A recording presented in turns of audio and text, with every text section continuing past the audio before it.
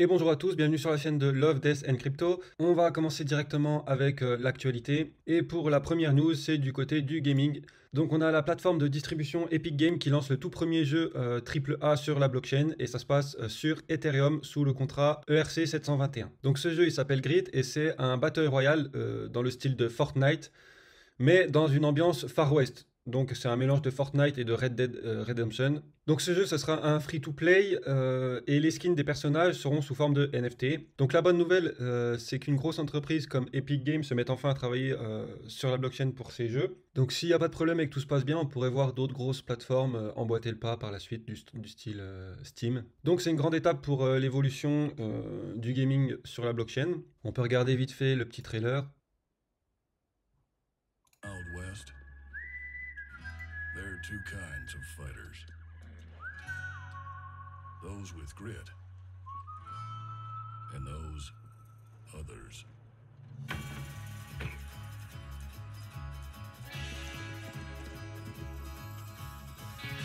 Team Grit presents a Wild West Royale. The fastest guns in the West. Battle to the death. So grab your guns. Ride like the devil's chasing you. Keep your hat on. And kill 'em dead.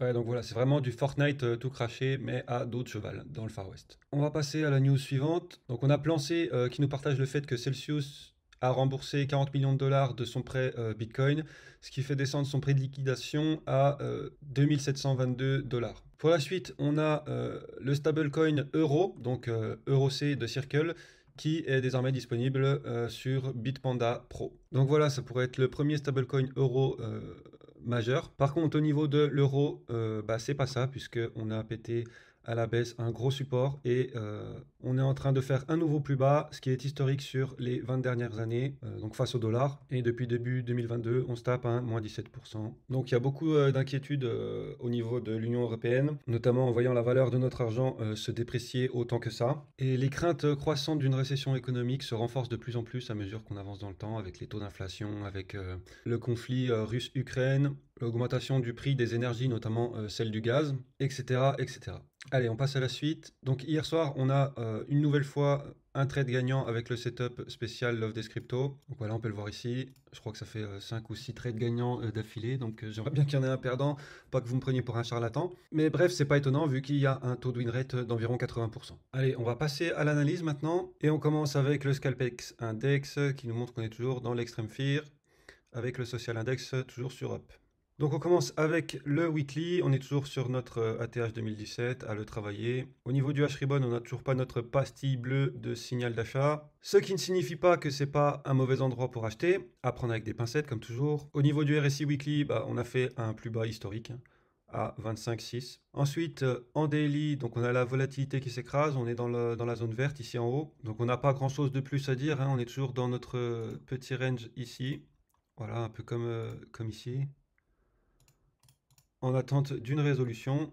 Donc si on casse le range par le haut, on pourrait s'arrêter sur le haut du canal pour redescendre, peut-être prendre appui sur le haut du range et péter le canal à la hausse, ou alors tout simplement se faire rejeter pour aller plus bas. Enfin bref, on verra, seul l'avenir nous le dira. Ensuite, niveau court terme, 1 heure, on a ce joli triangle de compression et on a tous ces points de liquidité. Donc celui-là, on peut l'enlever puisqu'il a sauté. Donc voilà, on arrive en fin de contraction, donc c'est pas un très bon moment pour prendre des trades, sachant qu'on pourrait avoir soit un gros squeeze qui va venir liquider tout ce qu'il y a au nord, soit un gros squeeze qui viendra liquider tout ce qu'il y a au sud. Et il vaudrait mieux ne pas être dans le mauvais sens quand il y aura justement ce fameux squeeze.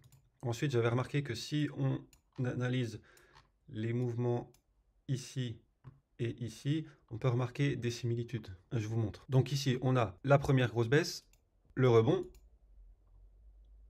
on fait des dents de scie et après on redescend tranquillement pour ensuite faire un premier fake pump, un deuxième, puis un troisième et enfin venir briser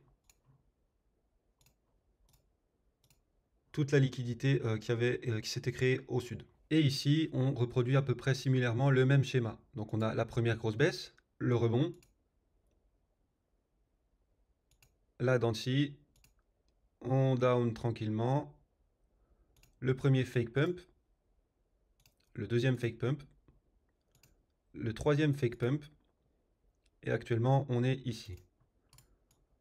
Donc pareil, on a créé une zone de liquidité au sud, ici. Et si on reproduit le même schéma, eh bien on pourrait repartir à la baisse, donc soit pour tester le dernier point bas et créer une structure de bottom avec ce mouvement, ou alors tout simplement péter tout à la baisse et puis créer le bottom plus bas. Après, dans le sens inverse, on a aussi créé des liquidités au nord, donc on peut tout aussi bien péter à la hausse et reprendre un mouvement haussier. Donc on verra bien, seul l'avenir nous le dira, et voilà pour l'analyse. Au niveau de Kingfisher, on a énormément de points de liquidation au sud. On peut voir cet énorme pic ici vers les 19 000, alors qu'il n'y a pas grand chose au nord. Donc ça correspondrait bien avec, avec le scénario que je vous ai expliqué tout à l'heure. Donc voilà, ici on a les 4 gros exchanges avec les points de liquidation au sud. Donc on a aussi 2 gros pics vers les 15 000 et vers les 16 000. Ensuite, au niveau de Glassnode, on n'a pas grand chose de plus. On est toujours dans notre zone verte sur le MVRVZ score. Ici, on n'y est pas encore. Sur celui-ci, on est toujours dans la capitulation. Et ici, on est presque au contact de la balanced price. Donc j'aimerais bien avoir un prix qui aille en dessous de cette moyenne, de cette métrique, comme ici et ici. Ce serait un bon signal. Et voilà pour ça. Au niveau des NFT, on a toujours les 400 cracks qui sont en train de remonter. Donc là, il s'apprête à casser la résistance des 54 Solana. Et d'ailleurs, on a une nouvelle bannière pour le compte Twitter, histoire de nous teaser un peu. Donc généralement, c'est signe d'une annonce imminente. Et forcément, s'il y a une annonce imminente, les prix commencent à pump parce que les investisseurs anticipent ça. Donc voilà, c'est tout pour cette vidéo. N'hésitez pas à lâcher un like, à vous abonner et à me suivre sur tous mes autres réseaux. Et je vous dis ciao!